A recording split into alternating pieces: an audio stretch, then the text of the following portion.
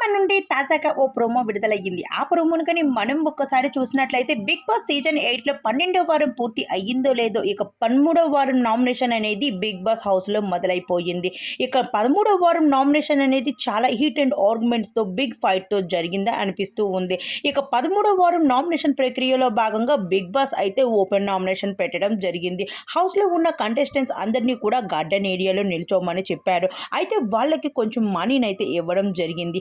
అయితే ఆ మనీని త్యాగం చేసి అవతల వాళ్ళని నామినేషన్ చేయడం ఒక రీజన్ అయితే చెప్పమన్నాడు. ఆ రీజన్కి తగ్గ మనీ అయితే అవతల కంటెస్టెంట్ ఎవరైతే ఇస్తారో వాళ్ళ దగ్గర అయితే ఎవరి దగ్గర అయితే ఎక్కువ మనీ ఉంటుందో వాళ్ళే ఈసారి నామినేషన్లో ఉండకుండా తప్పించుకుంటారు అంటూ బిగ్ బాస్ అయితే చెప్పుకొచ్చారు. కానీ ఎవరు తగ్గ నామినేషన్స్ అయితే చేయలేకపోయారు. అయితే ఎవరు కూడా తగ్గకుండా అక్కడ గౌతమ్ అలానే నిఖిల్ మధ్య అయితే పెద్ద రచ్చ జరిగింది. ఇక్కడ ఎవరు కూడా తగ్గకుండా నామినేషన్లోకి వచ్చారు. అక్కడ రోహిణి తప్ప అందరూ నామినేషన్లో ఉన్నారు.